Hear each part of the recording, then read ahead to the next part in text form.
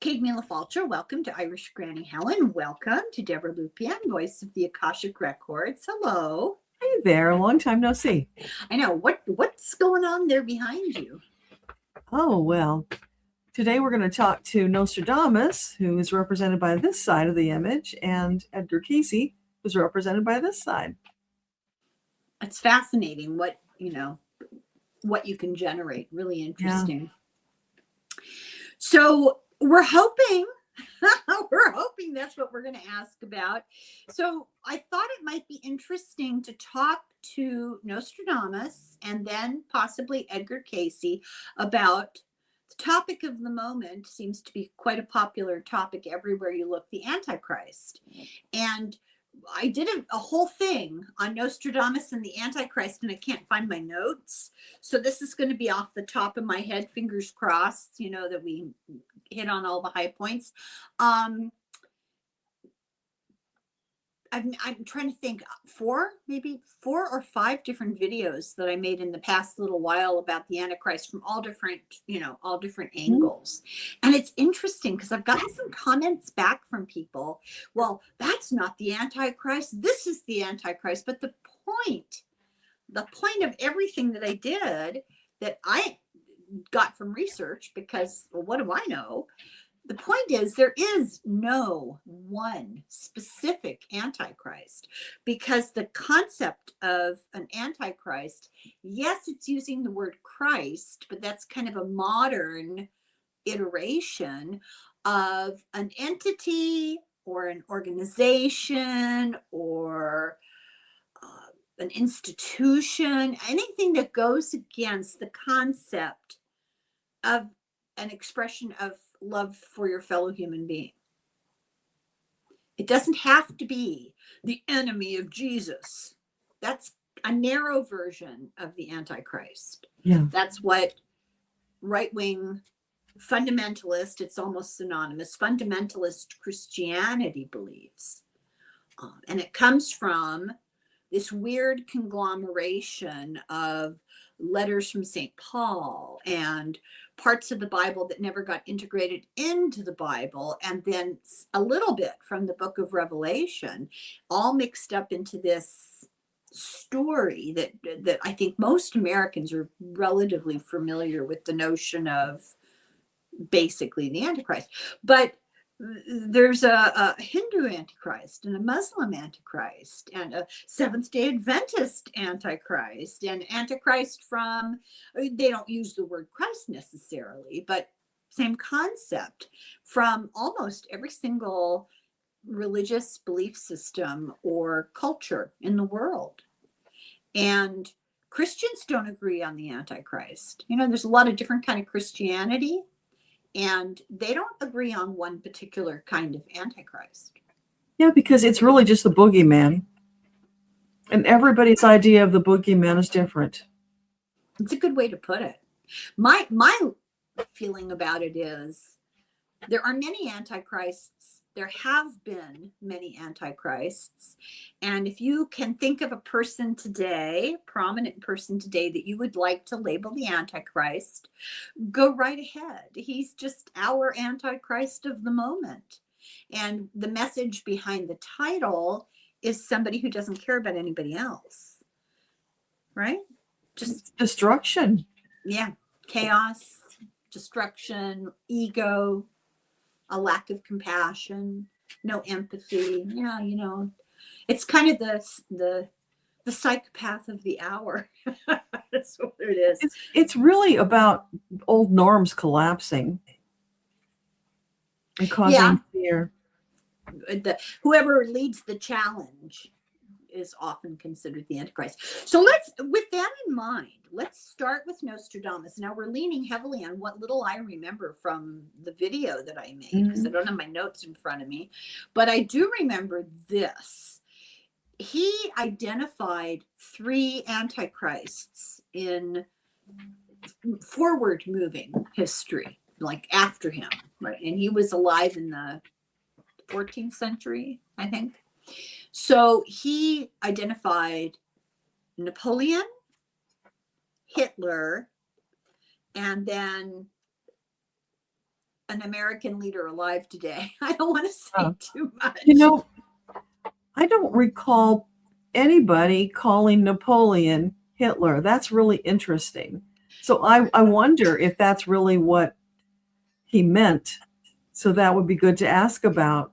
Well, he did those books with, he responded to the questions of Dolores Cannon, who did those books about conversations with Nostradamus. And I misspoke there a second ago. Napoleon, Hitler, and another unnamed person in modern times who's not an American leader necessarily. They don't know who he is. We'll have to ask him, because there's all sorts of debate about it. So let's start out with that. Can he talk about the concept of the Antichrist? Yes, so Nostradamus. What would you like to share with us about the Antichrist?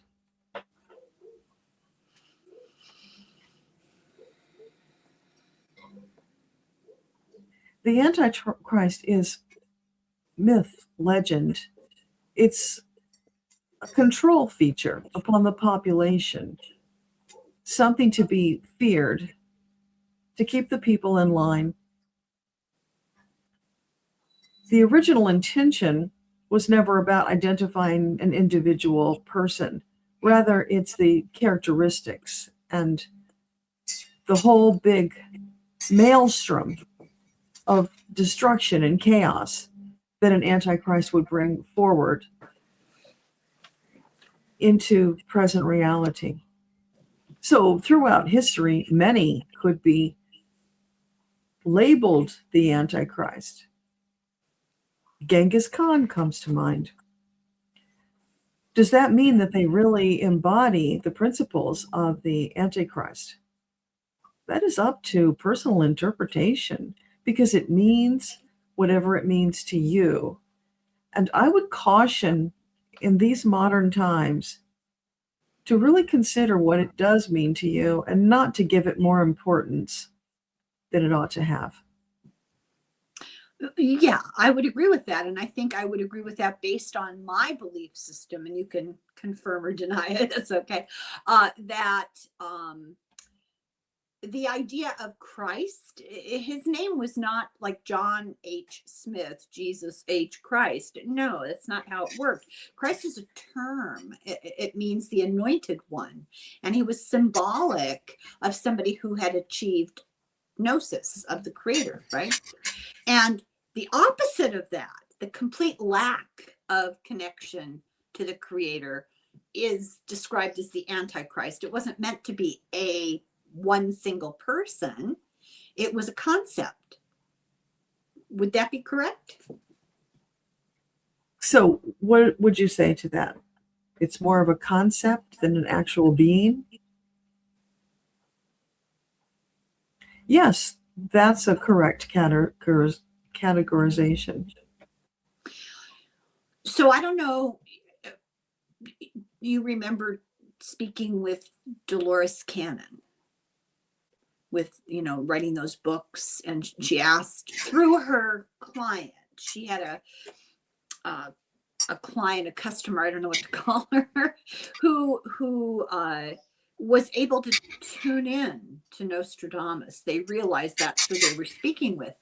And they asked for clarification on a lot of the quatrains that he wrote that people have not been able to figure out. And they talked with him a lot about the Antichrist. And he told her of 3 specific significant ones coming in the future: Napoleon, Hitler, and a third who he had a funny name for. I don't remember the name. It was just one word. Can you talk about that? So could you tell us about your experience working with the clients of Dolores Cannon and sharing information with them about the Antichrist? Yes, I was most gratified to be called upon to share the knowledge that I gained throughout my lifetime and in the time since. And is it correct what we have been told, that you identified these 3 antichrists? Yes, that is on its face correct, although there is more depth to it. It simply is a concept, a construct that exists throughout time, acting as a governor on the people to help keep them in line. Some may call it a devil, and in many ways there are similarities. But it was never meant to be an actual individual person. There will be people throughout time who embody those characteristics, but it would not be correct to say that there is a single Antichrist. So you were just singling out examples, significant examples. Individuals who embody the characteristics. Right. So would it be correct to say today we're facing a number of them all at the same time? Would you say that there are many Antichrists alive on the planet today?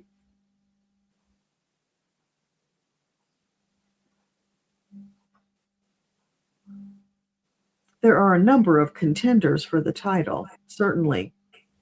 However, whether they reach the heights that one would categorize as a true Antichrist is questionable. So what he told Dolores Cannon was that there are many futures, that it depends on the path we take. And every time we make a choice, we end up on a slightly different path. The path we were going at the time she spoke with him, probably early 80s, I think, was not promising. The path was not promising.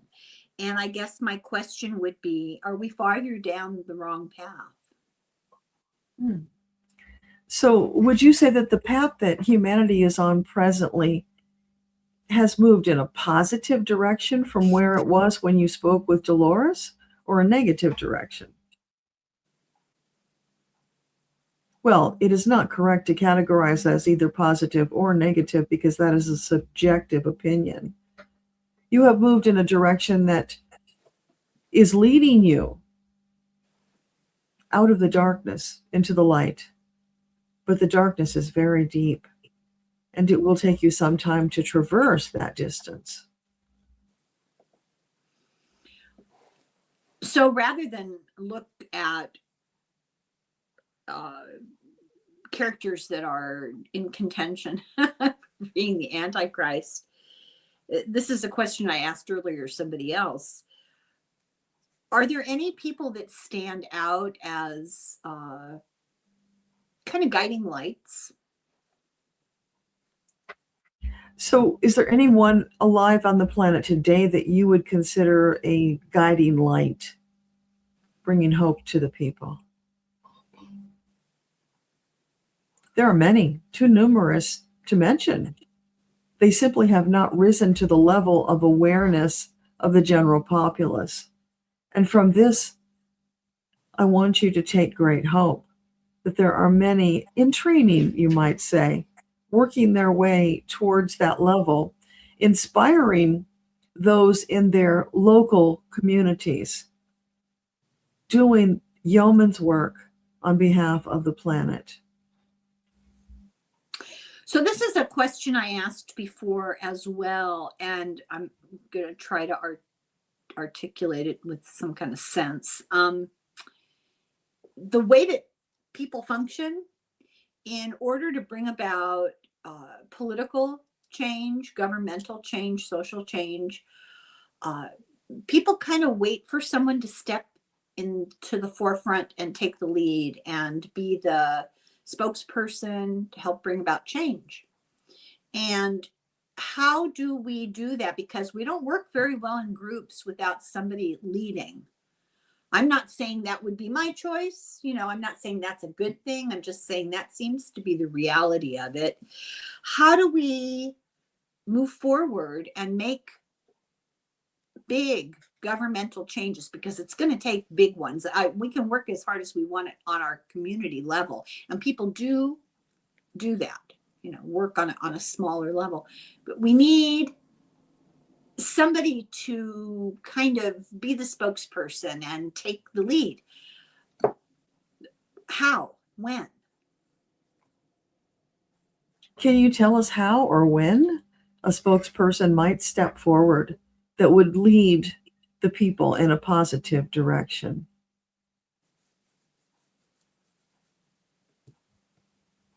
There are many presently who are vying for that title, that opportunity.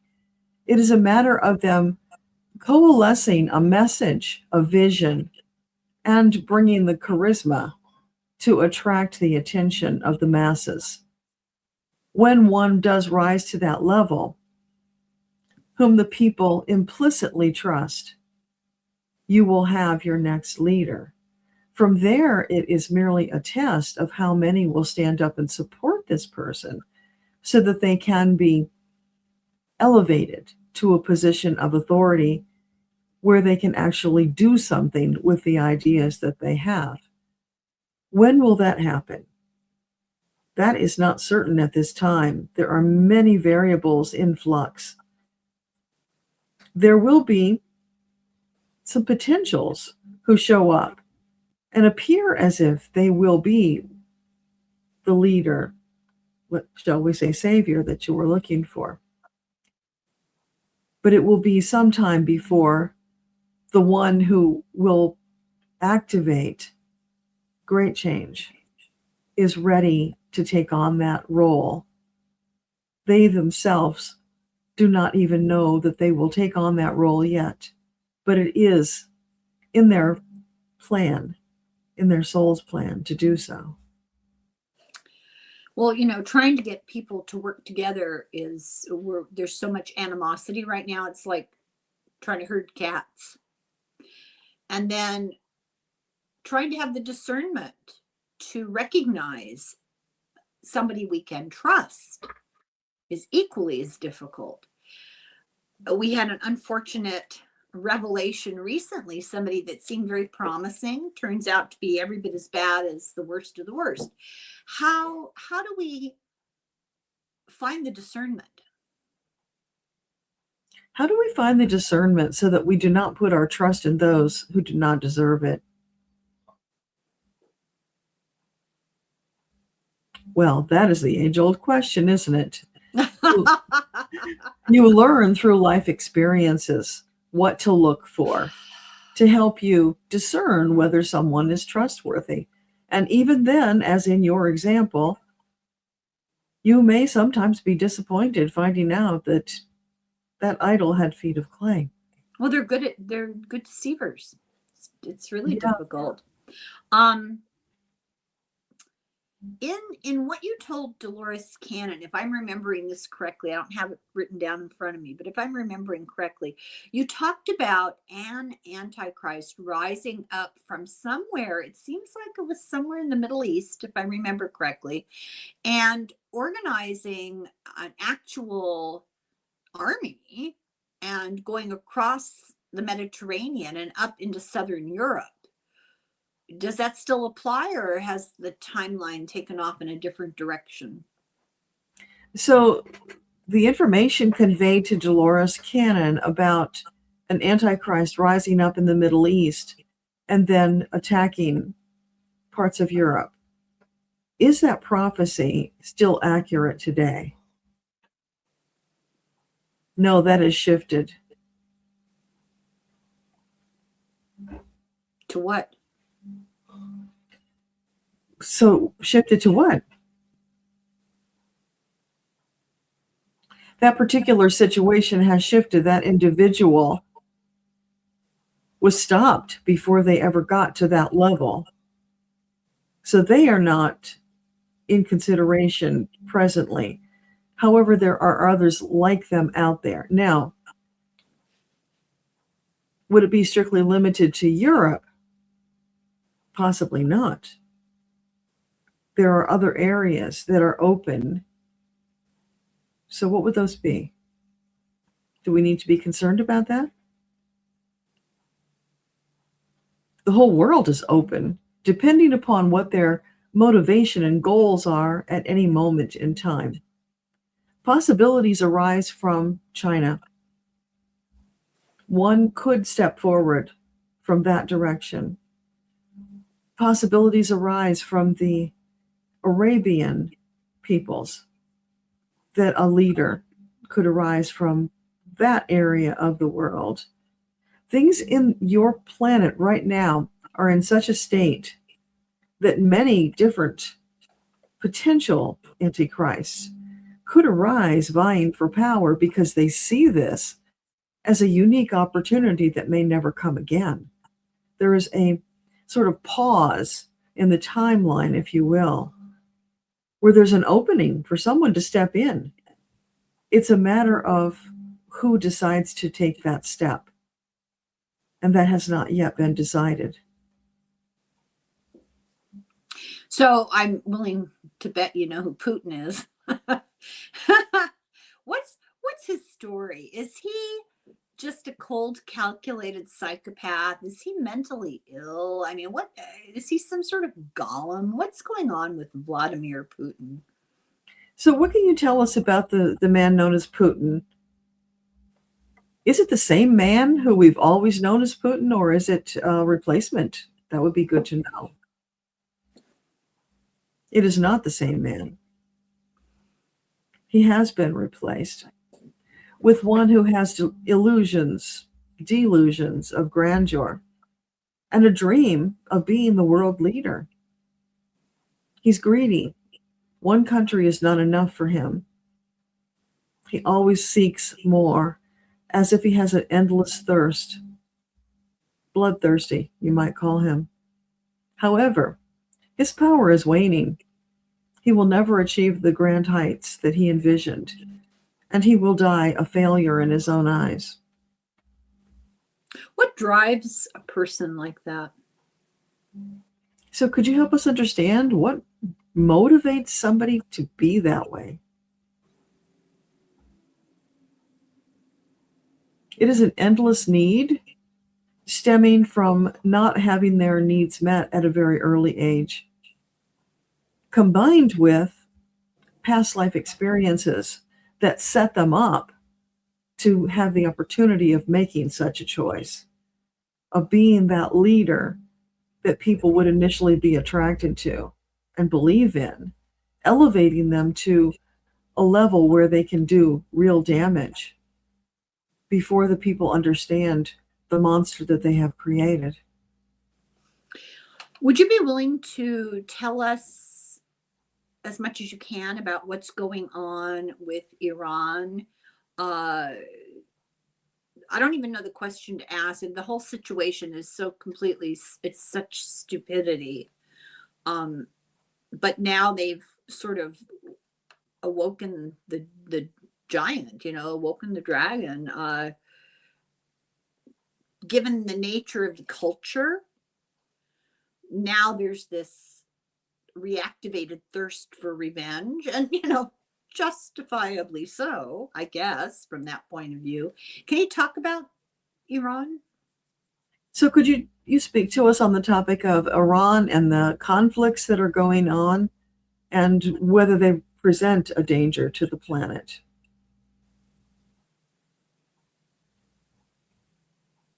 They are not as powerful as they would have you believe.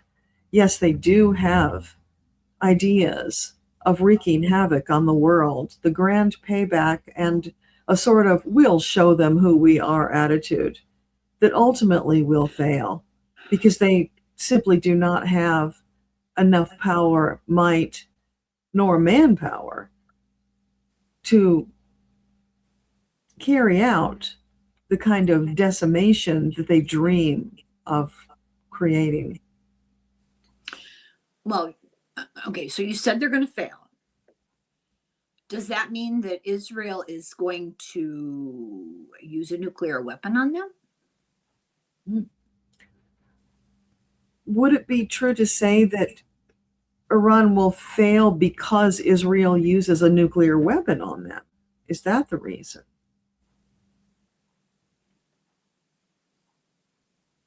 That is a complicating factor.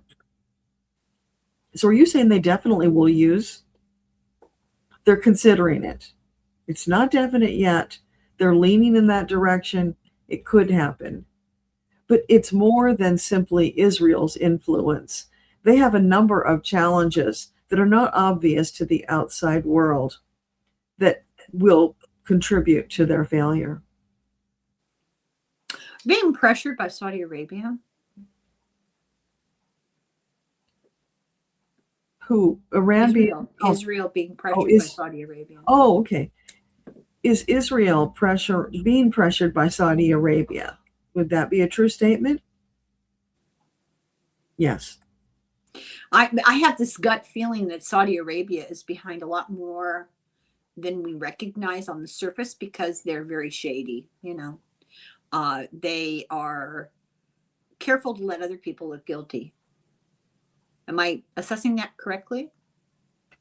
So what Helen said about Saudi Arabia, would that be a correct assessment? That they are true power brokers behind the scenes? Yes, they don't like to get their own hands dirty. They prefer to use intermediaries. So what will be the repercussions if Israel were, this is all, you know, for the sake of YouTube, this is all speculative. If Israel were to use an atomic bomb, well, a nuclear weapon in Iran, that's not limited in damage to just, you know, Iran. What kind of effect is that going to have on the region? Because it seems to me that that's going to put a crimp in Kirchner's plan to build a seaside resort in Gaza. That's my question. Okay. My earring keeps falling out. So that's my question. I don't see it being limited in its negative effects, aftermath, to just Iran. It's going to, if nothing else, contaminate a large portion of that area if it doesn't trigger a whole domino effect. Right. But I can't see anybody wanting to go to a seaside resort in Gaza. It's too close. So can you tell us about the potential fallout? Were Israel to use a nuclear weapon on Iran?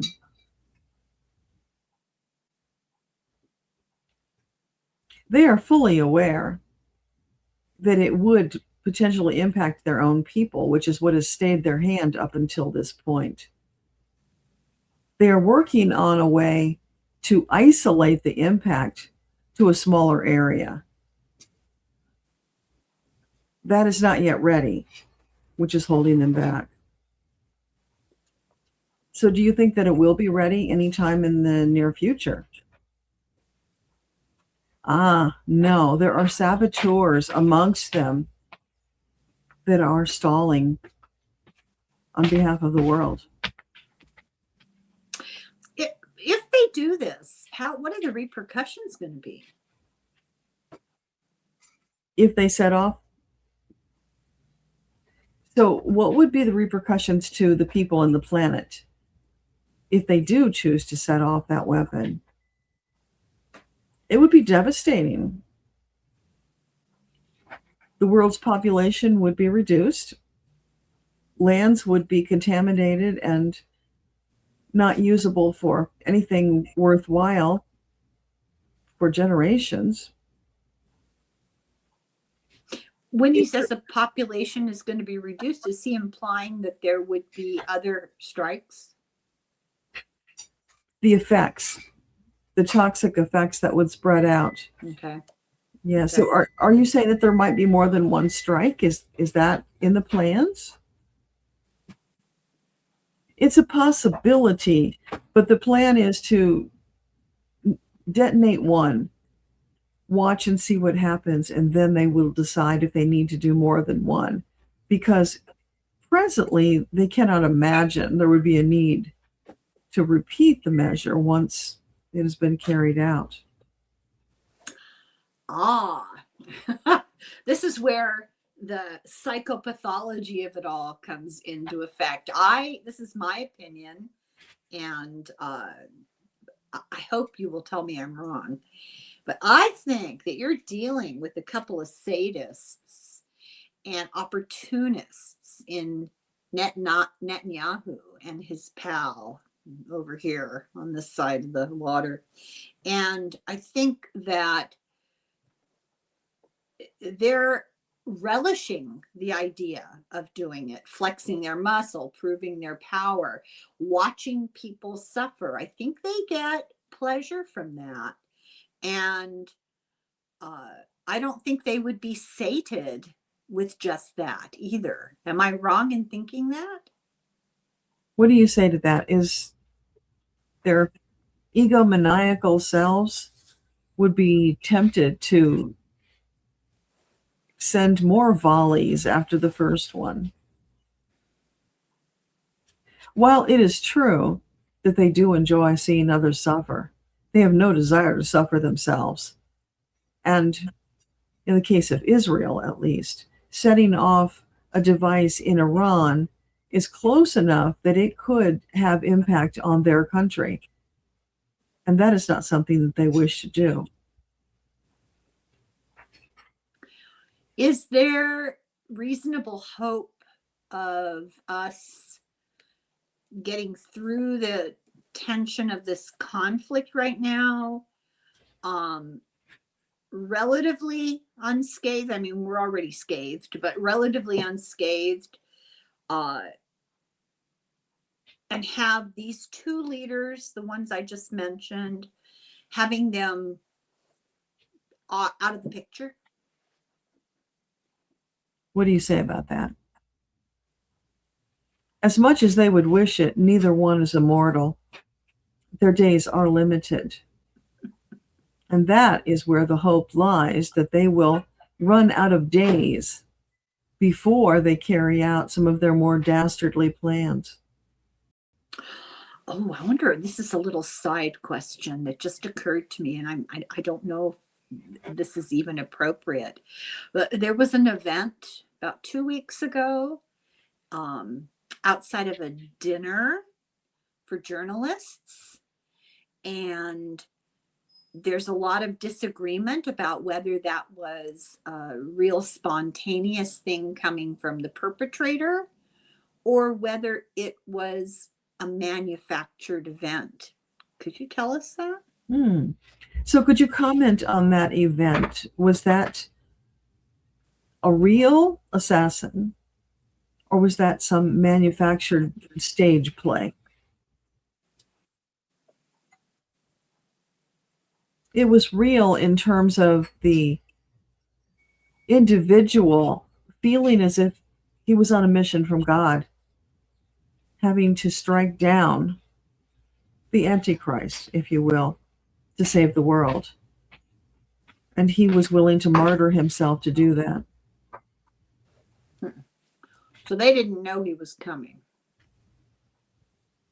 Did they know he was coming? No.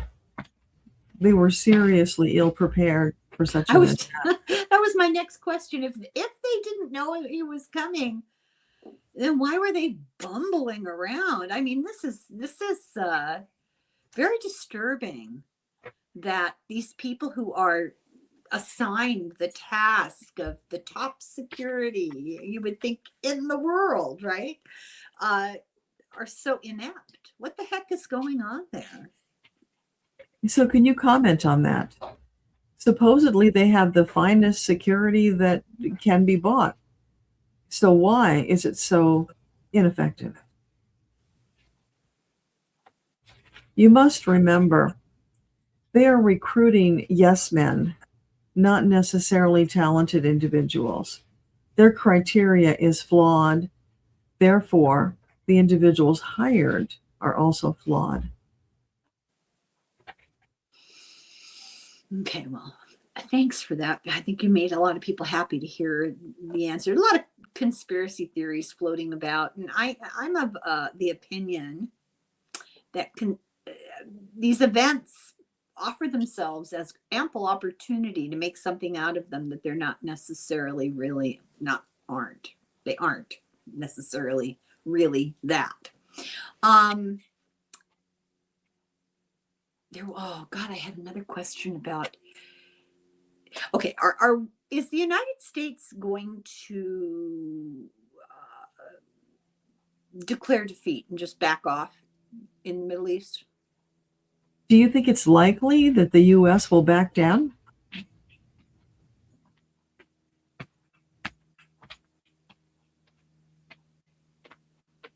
As long as the one who is presently in charge is there, there will not be what you would call a backing down. However, he might find a side path that accomplishes the same goal, because he's beginning to realize he's bitten off more than he can chew, and he's looking for a way out. Is is Greenland next? Is it highly likely that this individual were to turn the attentions next to Greenland? He may be scheming to do so, but he's fast running out of steam. Okay, it's my belief that he is a what's the word I want? Kind of a point of focus, and that the real, I mean, a lot of the sickness comes from him, but the real power and long-term planning is in the people behind the scenes that are pulling his strings. Would that be a fair assessment? Would you say that this individual is really a puppet and that there are others behind the scenes pulling his strings? It's true, there are others behind the scenes who attempt to control, but this one is erratic, unpredictable, and despite their best efforts, often goes off on wild tangents of his own, disrupting their plans. How much of a long-term threat is Stephen Miller? So can you comment on the individual known as Stephen Miller? Is he a long-term threat to the world?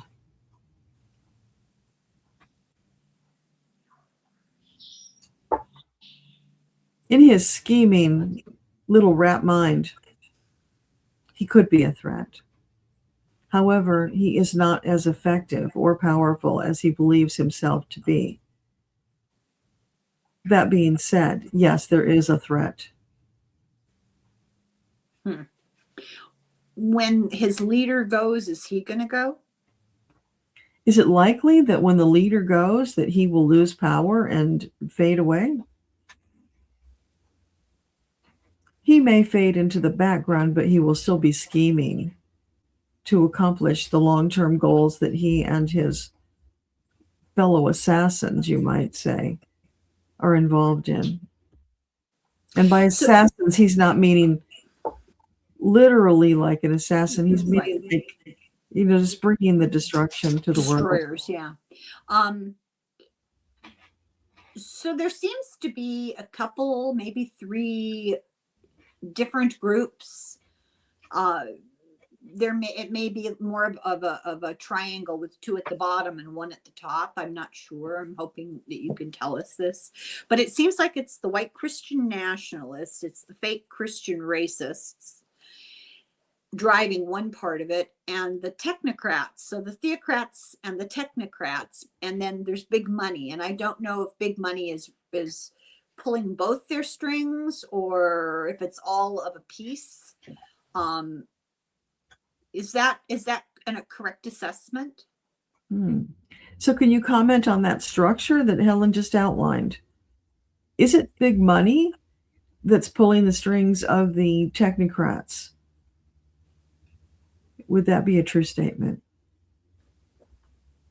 Well, many of those in the technocrat community that you might think of are big money.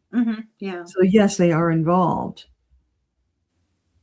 And then the white Christian nationalists, there are also big money individuals involved in that movement, true believers, not simply using them. And they are putting their full force behind the effort. And who was the third group? Well, the oligarch class, and that's sort of a Venn diagram, isn't it? They kind of intersect. Here's a question that worries me all the time. Theocratic oligarchical, wealthy, and maybe not so much technocratic, but maybe. Are there some on the Supreme Court? So would you say that some members of the Supreme Court fall into that category?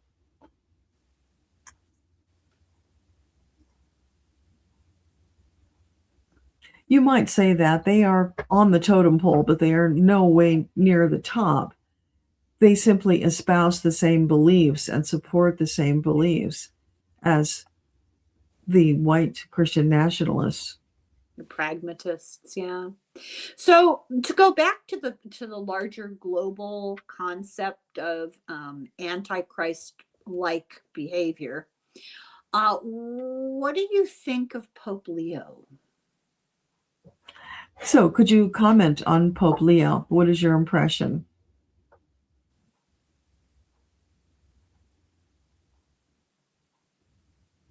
He is a good man, well-intentioned, but he will grow frustrated when he runs into all the roadblocks that are being constructed. Some have always been there, some are new, but there is a faction that will block him and not allow him to implement some of the more positive changes for society that he would prefer to implement. So in that way, he will remain frustrated. If he is wise, he will focus on the wins, not the losses, and keep heading in that direction, which eventually will erode some of those roadblocks, allowing him to accomplish more.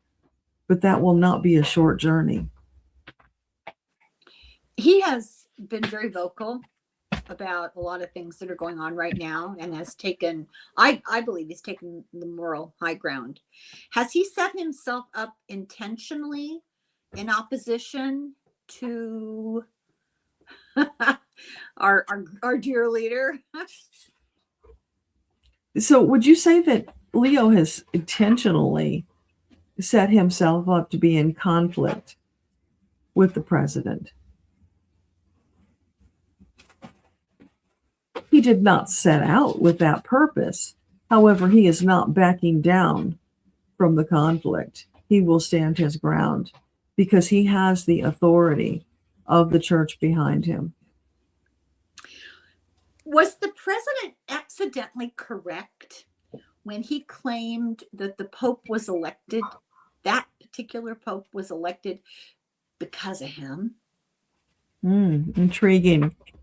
So would it be a fair statement, a factual statement, to say that Pope Leo was chosen because he's American,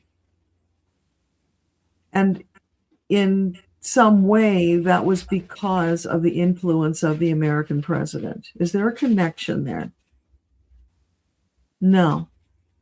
Totally fabricated story. Okay, so Wishful thinking. Grandiosity. It's always because of him. Everything, always, everywhere. The obstacles that he spoke of that might block progress for the Pope, is he speaking within the Vatican, within the hierarchy of the church? So the obstacles to the Pope, are you speaking of something within the church, in the hierarchy of the church, or something outside? It's both. Because the hierarchy in the church contains people who belong to those other groups, the Christian white nationalists, for instance. So they're in both camps. They're playing both sides. Yeah. I have a little side question. I want you to settle an argument for me. The author, Margaret Atwood, I believe that she is prescient. She claims that her books that she wrote, although they very eerily predicted the future, and a lot of people are only aware of her book, The Handmaid's Tale, because they made a TV show out of it. Now they've made a TV show out of its sequel, Testaments, which is really good. If you haven't seen it, I recommend it. But I recommend you read the books. But after the first book, before the Testaments, she wrote a whole series of books based on characters Oryx and Crake that were about genetic experimentation and the environment. And she talked a lot about those issues in these novels that she wrote. And I believe that she is prescient. She was tapping into the energy of the future when she wrote those books. She likes to disclaim, oh no, I just use logic. No, because all of us are presented with the same information. And we didn't all come up with those ideas, but she did. And I believe she has a gift. Is that true? So could you comment on Margaret Atwood? Is she channeling those books? Or in some way accessing that information outside of her own logic and ideas? Yes, you are correct. She is prescient. She is downloading that information, but she is not aware that that is what is happening. She really believes that it's just coming from her own imagination. But she has always received information this way, so she does not know the difference. I think it would be fair to say, Deborah, that you probably would agree with me when I say that there are times when I can't think of an example, but something specific fact will present itself in a conversation. And I'll say, well, everybody knows that. We've known that for years, and nobody does. Everybody's like, what are you talking about? And what would be an example? Oh, the whole Russia thing. Mm-hmm. I know for a fact that information about that has been out for a long time. But before that information was out, I feel like people knew about it. But now I'm being told no. So is that a situation kind of like with Margaret Atwood, where sometimes all of us have access to information from another plane, but we don't recognize it?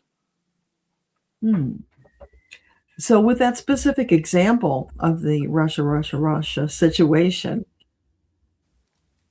would it be fair to say that that information was already out there, that it was knowable, and that many people did know it? Or is it something that was more recently discovered? Oh, it's been out there. Yeah. Well, so then what was the question? Well, it's kind of like a three-part situation. There's the stuff we know now. There's the stuff that was known, but not by a lot of people previously. But I thought I knew about it, and I thought other people knew about it before that interim period. So there's often occasions where I'll feel like, well, everybody's known that for a really long time. And that proves to not be true. And it's not because they're not paying attention to information that's available.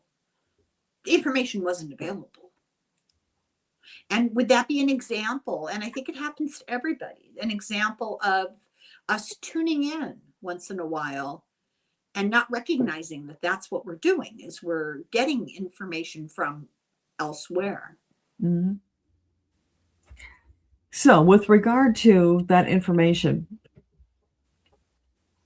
yes, it was there, but you have to understand there are people in certain parts of the world who are not tapped into that information through media or other sources. They're also not tapped into the spiritual or psychic method of getting that information. So they were totally unaware that is true.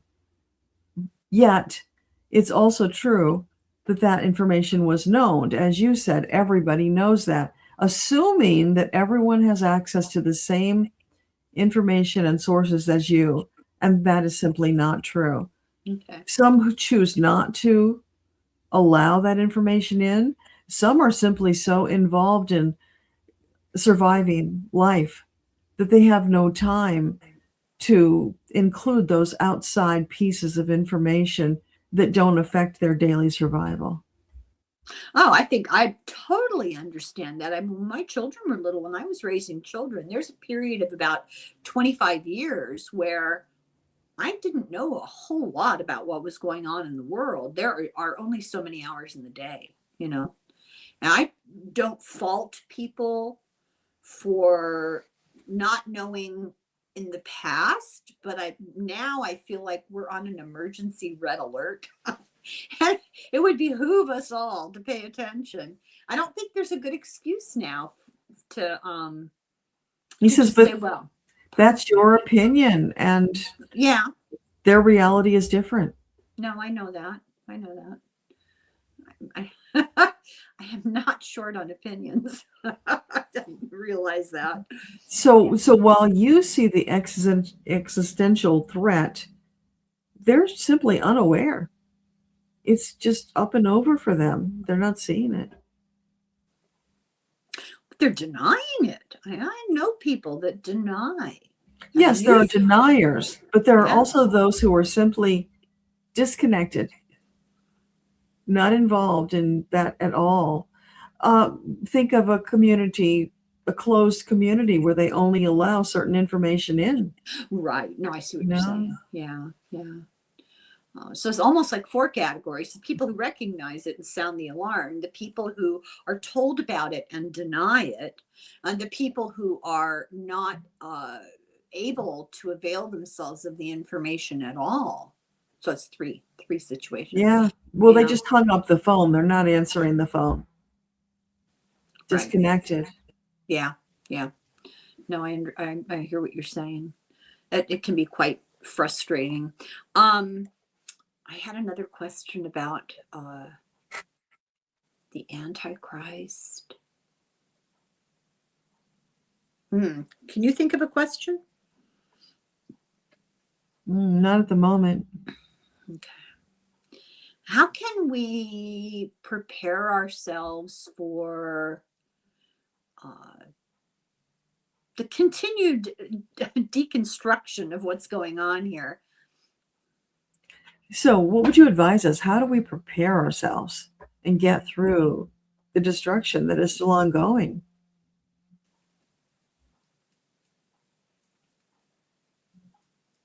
As you have heard many times, focus on things that you can do something about and find comfort that you are taking positive action, and allow the other things to be left to those who can do something about them. In other words, you can't change the world by yourself. Everybody has to contribute their little part, whatever that is. So is the reality is that there really is no way of protecting yourself for the eventualities of the larger world, that you just have to kind of go about your business? And how's that any different from people who don't even realize it's happening? I feel like if you know it's happening, you have a responsibility to do something about it. Yeah, I'm not sure how to ask that question. Well, maybe you heard. Just trying to think, how do I ask that question? So just, can you comment on what Helen just said? There That we would go. be helpful. Sorry. Yeah, that's all right. While it is true there are some who are going about their way ignorant of the greater world, that is their choice. They will deal with the karmic consequences of doing so. Those of you who are awakened and aware do have a responsibility to step up and do what you can, to speak out where you feel led. This is an individual journey situation. Everybody's path and purpose is different. It could be those people who choose to stay in ignorance are younger souls, and they have not yet advanced to the point where they could contribute anything meaningful. In which case, there is no judgment. They are simply living their soul path. You live the one that you came here to live, and let everyone else do the same. That is the wisest strategy that anybody can use. No, thank you. I understand that. I accept that. I think my question is more, I'm looking for concrete actions that we can take other than just make good choices every day and live your life well. I mean, what things, or maybe the answer is it's too individual and there's no real answer. But what can we do? Feel the desire to do something to contribute to making things easier, or preparing people for what's coming. How do we do that? How do we know that we're doing the right thing? So how do we know that we're doing the right thing? What would you say to that?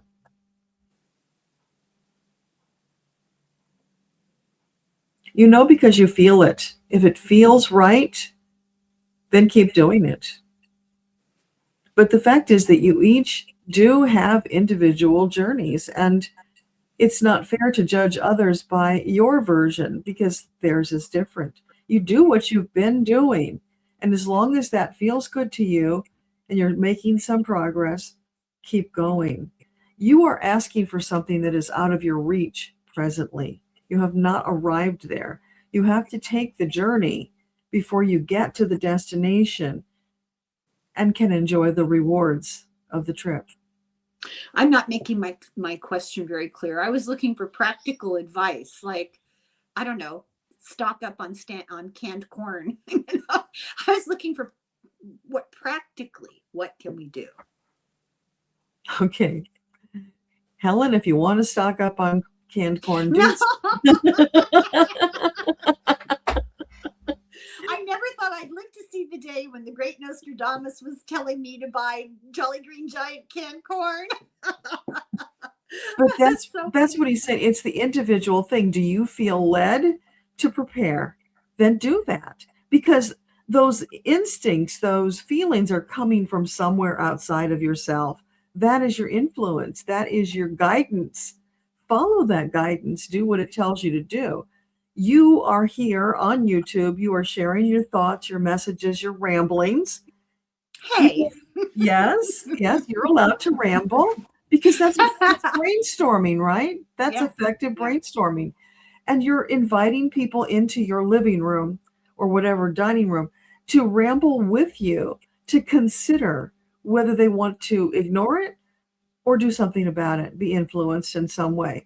So you are doing all of those things that you're asking about what you should be doing. You're already doing it. You can't force others to do it. No, I know that. I know. I've come to some place of peace that you have to let other people make their own choices. Here's a kind of an alternative question to that, though.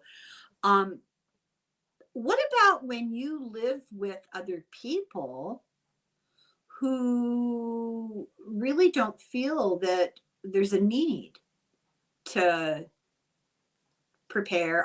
I'm going to say the word panic. I don't mean panic. I just mean they don't feel that it's emergent or existential. You know, they just don't see it. How do you live with extended family and friends who really just don't see it, but you have to live with them? You have to interact with them, at least at Christmas. You know, how do you deal with that? So how do we deal with that? That's a conundrum. Let's use the analogy.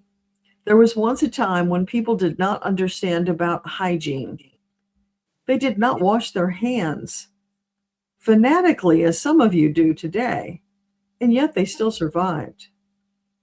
If you're living in a house where you understand it's important to wash your hands and the others do not, what do? Do you stop washing your hands?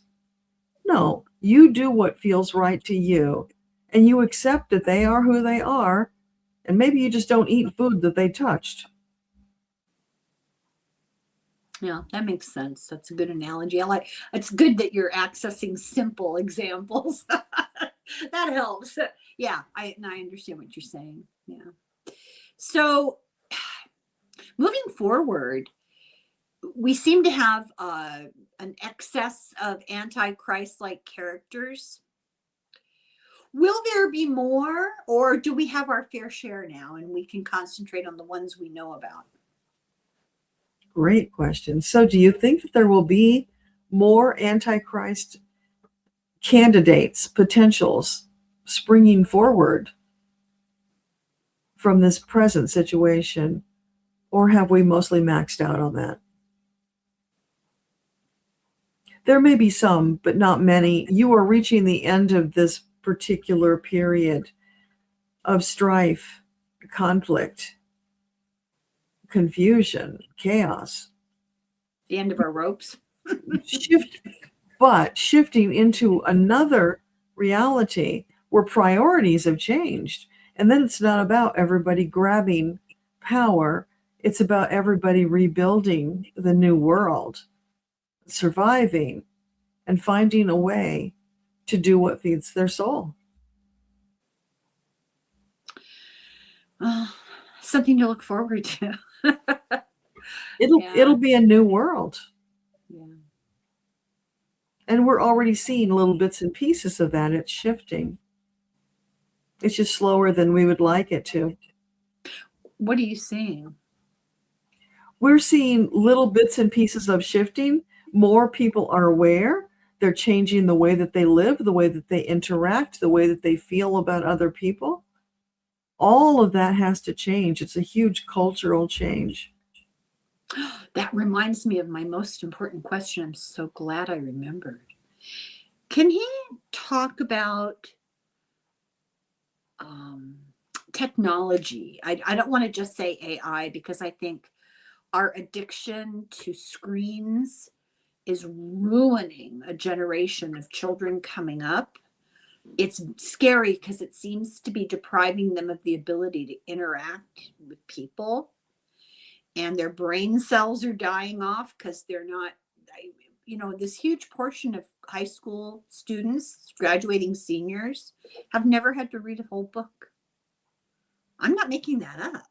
Mm-hmm. I mean, I find that utterly shocking. So my question is, how much of a real threat is AI to us and our autonomy as human beings? So could you speak to AI? Is it a threat to us? Do we need to be concerned? It is a tool that you need to use wisely. Perhaps you have missed the potential that those children coming up in this new generation who you view as being different and not living up to their full potential, you are missing the fact that they already came pre-wired for the way of the new world. Creator has seen to all of that.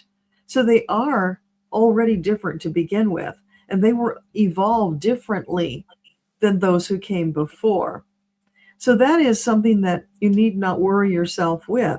Each generation will deal with the challenges that they meet in their own way and evolve accordingly. So getting yourself all worked up about what might happen is not a useful way to use your days. Rather, look for what you can do today and how you can support those coming up with the wisdom that you have gained, with the knowledge, with the inspiration. And that is you doing your part while they live their own path, which admittedly will be quite different from the one that you are familiar with. So is it not a concern? I mean, what is being talked about is being talked about by a huge number of teachers. They're just quitting because they're not able to get across to these children. They don't know how to read. They cannot think critically. They don't know how to interact with other people. They are closing themselves off from any kind of communication with people and focusing on the entertainment that's coming passively at them and the propaganda that's coming passively at them. And they're achieving ages now at this point where they're going to have to go get a job, and they can't take direction. They're functionally illiterate. They don't know how to follow through on something. They don't want anyone telling them what to do. And so when a teacher tells them, sit down and open your book, they just sit there and stare. They don't know how to even go about responding appropriately. How are they going to enter the workforce? These are the people that are going to be taking care of us in our old age, and they don't know how to interact with people. I don't think this is, I think we have a responsibility to the younger generation. And when we see something that is alarming, we need to respond appropriately. And so is the response, the appropriate response to be just, oh, well, they'll be fine. They're here. They'll get over it. I mean, I don't find that very satisfying. Okay. So what would you say to Helen to make her feel better?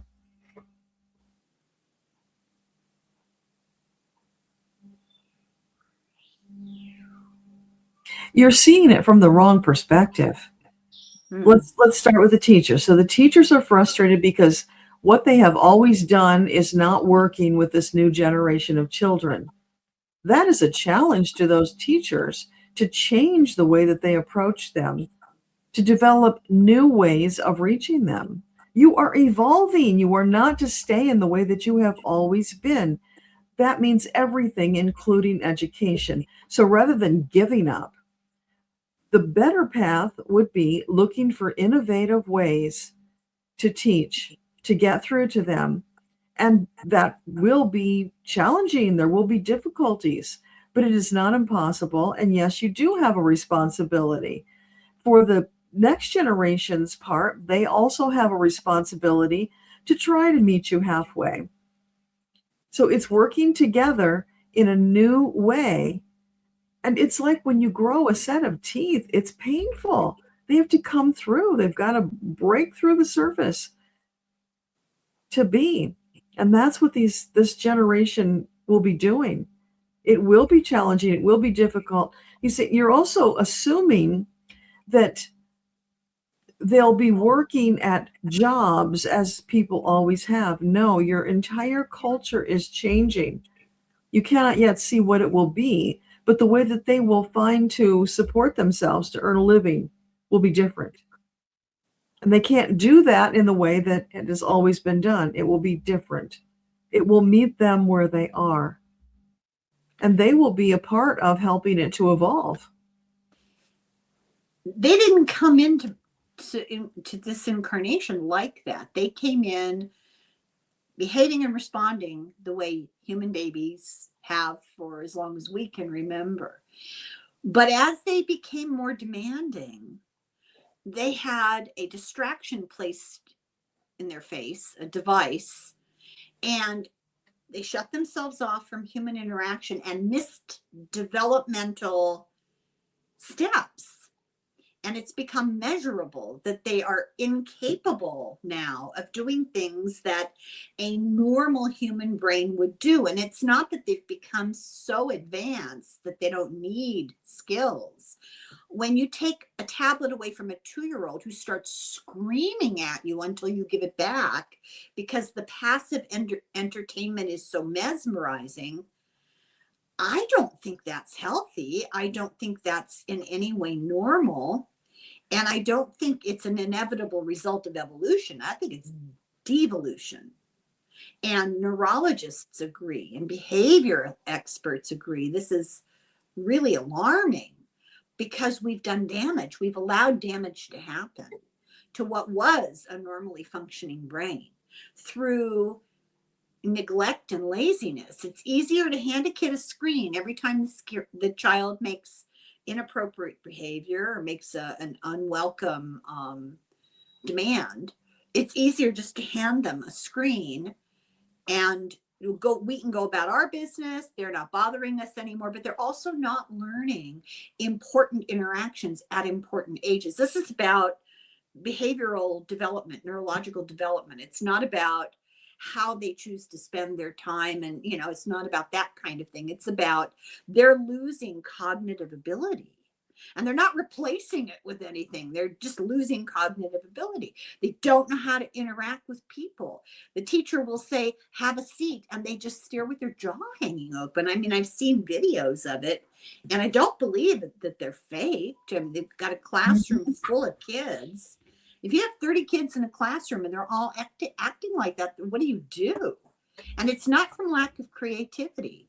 They try, but the kids just, they have no respect for the adults that are telling them what to do. They feel no requirement to actually follow through on a guidance or direction that's given to them. It's the strangest thing to watch. I just remember when I was a kid, if a teacher said, open your book, you opened your book. It wasn't debatable. It wasn't optional. You were there to do a task and you did it. They don't feel they need to be there. They don't feel any interest. All they want is to make TikTok dances. And I mean, it's very disturbing. And I don't think it's normal. I really don't believe it's normal. I think what he said is true, that things change, things evolve, things are different. I agree with that. You can't argue with that. That's true. But this is pathological. Yeah. So he's saying, if it were true that all of the children were dumbed down, as you're saying, they would still find a way to survive. But it's not true. There are children in other cultures who are being raised differently, and they will function from the perspective from which they were raised.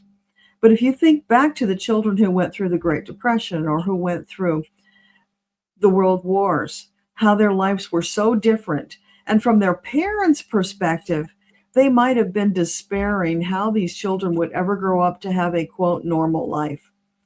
And yet many did, because it's up to each soul to find their way through dealing with the challenges that life has dealt them and that they have karmically attracted, moving through them, overcoming them, and creating their life.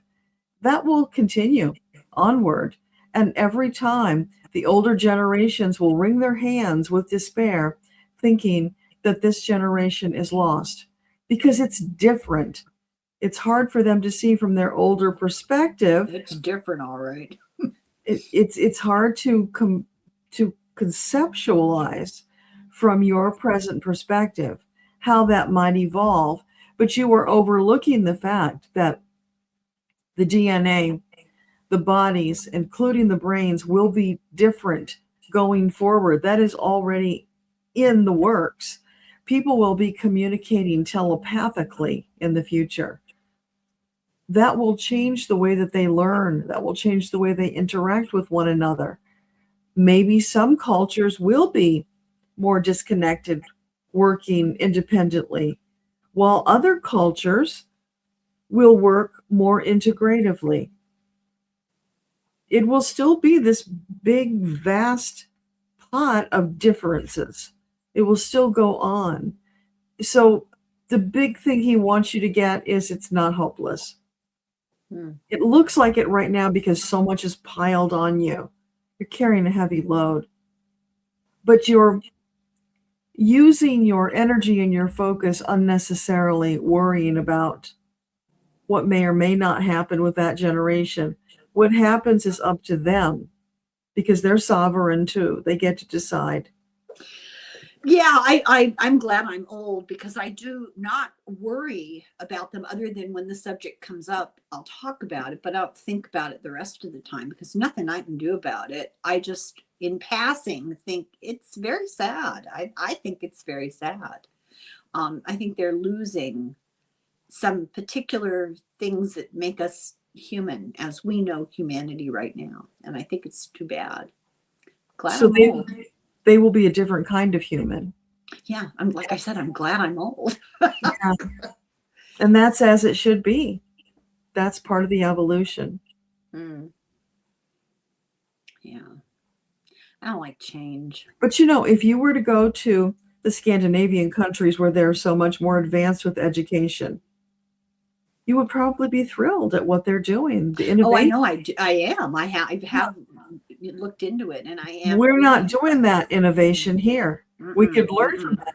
So it's not all hope is lost. But in the United States, it's really bad. Yeah. Absolutely, it's bad in the United States, and he would agree with that. But those children just like any other children, are the product of their upbringing, and they have to deal with it. Remember, they chose to incarnate into that time, place, and family for a reason. Here would be my example, and this is why I would worry. This is an extreme example. I acknowledge that. So Roman Polanski was a very young child when the war broke out, and he lived in the Warsaw Ghetto. And he survived by escaping on a daily basis and getting food, that kind of thing. And then for a while, he lived in the sewers of Warsaw. He saw his mother blown up in front of him, or maybe she was shot. I don't want to lie, but she died in front of him. And he was alone, and he survived with a lot of other orphaned children in the sewer of Warsaw. He managed to get out and obviously, grew up. But look what he grew up into. He grew up a very disturbed person. He hasn't been back to the United States in decades, and there's a reason for that. Yes. And then you look at somebody like Viktor Frankl and what he went through. Yeah. And he became an extraordinary human being. You have extremes always. Yeah, but he was an adult. It wasn't when his brain was forming. Yes, but there are stories of other children who went through similar to what Roman Polanski did, and they grew up to be fine, upstanding people. Yeah. He's an aberration, and he made those choices. Quite a life story, huh? Okay, I don't know how we got on. Oh, I know, because I asked about AI, my favorite, bête noire. That's French for my enemy. Okay, I can't think of any other questions. Can you think of any other questions, Deborah? For Nostradamus, no, but we were also going to talk to Edgar Cayce. Should we divide this up? Maybe, yeah. Yeah, let's divide it up. I don't know how to do that without turning it off and turning it back on, because technology. Yeah. So I really appreciate this. Thank you. Thank you, Nostradamus. Any last words of advice? So any words that you would like to share in closing? I'm honored that you stopped by. Please come back anytime. It's a delight to have a scintillating conversation with you. Let's have tea next time. I have been reading. I mean, I read his stuff when I was in the 10th grade. It was a challenge. It was really fun. And when I discovered his stuff, so thank you. Thank you for doing what you do. It's fascinating. Yes. So thank you, Nostradamus. We appreciate it. That was interesting. It's easy to be kind of casual when you're dead. He's got all the time in the world. Yeah, but it's easy to be kind of, you just do what you can do, and it'll work out. Well, but you think about the work that he did and the vision, the philosophy that has developed over centuries. And he's bringing all of that to share with us now. So that gives you a really different perspective on life. We are so much in our microcosm. It's hard to see outside sometimes. Well, of course we are. Of course we're stuck here. We have to live through it. But we chose that. I think if we keep reminding ourselves, we chose this. We wanted to have this experience. So let's get on and have a good time with it instead of bemoaning what's wrong with it. Let's make it better. Well, we're trying. Trying. Do you know that he was an energy healer? No. Doesn't surprise me. But he used to take people. He had like a little apothecary type business going on, but he was considered a doctor, and he would take people into the other room because he couldn't let anybody know what he was doing, because they would have burned him at the stake. It was the Inquisition, right? Yeah. He took them into a back room, and he was doing like Reiki and energy healing on people. And he came up with a compound that he made into little, what they call pastels, little like lozenges that he would give people for the plague, the bubonic plague. And he was renowned for having such a high rate of success saving patients from the plague. He went out to help other people because he was in such high demand, and while he was gone, his own family died of it. Oh my gosh. Yeah. That's sad. It's very sad. And he blamed himself, you know, it's very sad. So he dedicated his life to try to do healing. And he was the most popular like psychic of his time. They didn't call it that, but one of the royalty, I forget which one, I want to say the Queen of France. He was her private consultant. Oh. And she would get predictions from him all the time. And he warned her that her husband or her son, details, facts, who needs facts? The significant man in your life was going to die. And he did. And the way that Nostradamus explained it, he described it as his eye would be the source of his death. And he was in a joust and he got stuck in the eye by a lance. Oh, yeah. Died. Yeah. And that was like a big, whoa, this guy's toying with the devil because he predicted this. And so he had to really lie low. And that's why he did a lot of his stuff in secret. His predictions, his quatrains were all in secret code, basically.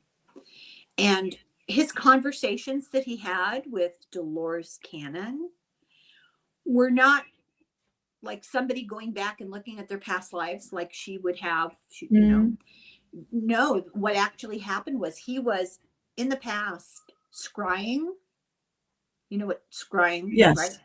And her client went under hypnosis and they met. Like he was actively scrying into the future. She was actively going into the past and they encountered each other. It's like they're in a tunnel. Isn't that weird? Yeah. Yeah. I just think that's fascinating. You know what he just told me? It's mind-boggling. Da Vinci was Nostradamus. And it's like in the life of Da Vinci, he got to be more outward with his work.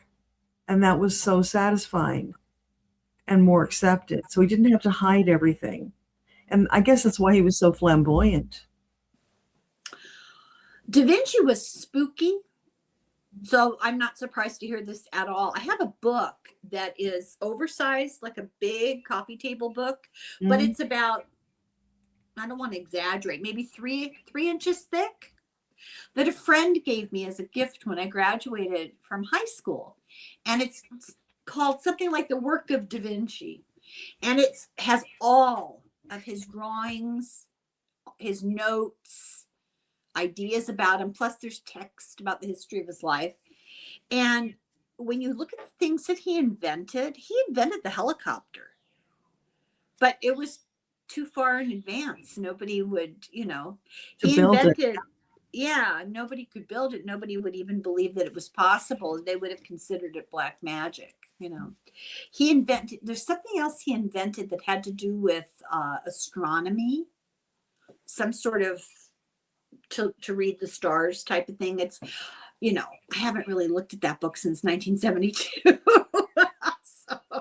But he invented all kinds of weird stuff. He invented catapult weapons and I